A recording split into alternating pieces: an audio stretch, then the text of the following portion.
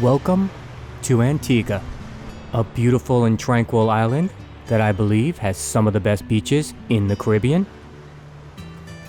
For this series, we're going to cover 5 beaches on the southwest Caribbean side of the island. The distance to St. John's, the capital, is about 13 kilometers, 25 minutes, and to the airport, about 18 kilometers and a 30-minute ride, depending on traffic, of course. In this episode, we're going to cover Ffryes Beach, right below Cocoa Beach and right above Darkwood Beach. Ffryes was definitely one of our favorite beaches in the area. Here's some general information about Ffryes Beach. Just to let you know, while we were there was no lifeguard on duty, if that matters to you. Now let's talk about getting to the beach. You have a few options. You could see on the map, the main road is Valley Road. This is the road you'll be taking for most of the beaches in this area. If you're driving, taking a taxi or a van, there's also a local bus service on this road that stops near the beaches. We didn't take it, but our friends did and said it's very easy and economical. Once you get off Valley Road, you'll travel down this road to get to the beach. There's plenty of free and convenient parking right across from the beach. And to the left of the beach is the resort Tamarind Hills. This resort is conveniently located between 2 great beaches, Ffryes and Darkwood. And to the right of the beach is Dennis's Beach Bar, which joins both Ffryes Beach and Cocoa Beach. Now let's get to the most important part, the beach. Ffryes Beach is a nice long and wide beach with an incredible view, and on a clear day you could see some of the nearby islands. Now if you're looking for a beach to have a few drinks and enjoy the beautiful water and incredible view, this is your beach. The water had this incredible blue and turquoise color, and the sand was fine and white, okay, maybe light beige, and the white sand never feels hot under your feet. To the left of the beach is the luxury resort, Tamarind Hills. They have units there to rent, and I believe buy as well. We didn't stay there, but we walked the grounds, and they look incredible. To the right of the beach is Dennis's Beach Bar. We'll get to that in the next section. But as you can see, basically we had this beautiful paradise to ourselves. Usually if it's not a major holiday, or the cruise ships aren't in port, it's pretty empty. But if you're coming in on a cruise ship, or during a major holiday, it can get a little crowded. But that means that everything is now open, there's more things to do, and there's plenty of room on the beach for everyone. Now, let's take a look at the waves. For the 5 beaches we covered in this series, none of them really had any big waves.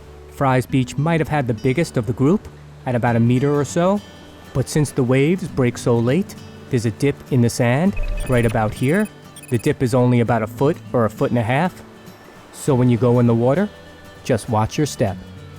I think it's time to get into the water. The water here in Ffryes is calm and warm and clear, and it stays shallow for a while. Basically, it's like being in a pool, but so much better.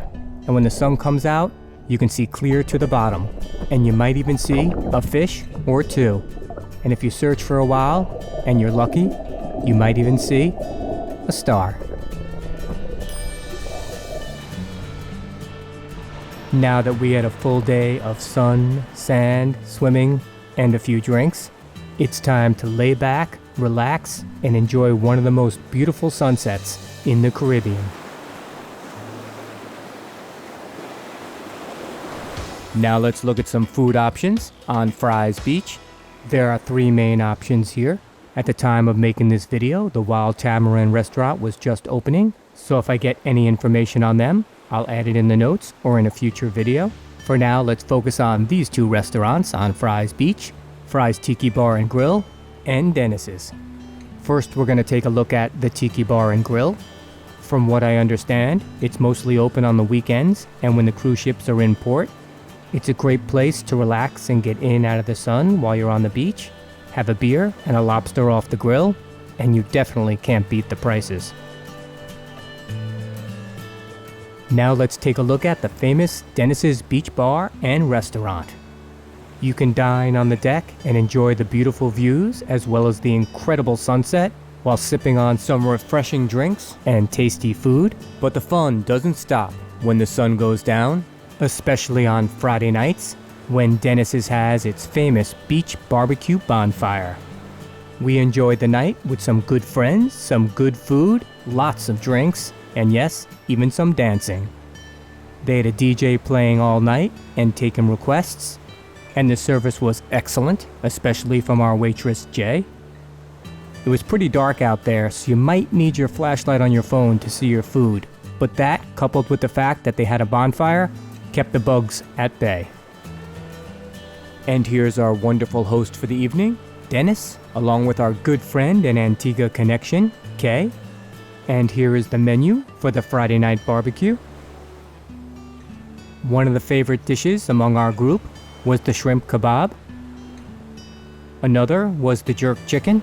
It was cooked to perfection, but if you don't like spicy, make sure you get the sauce on the side.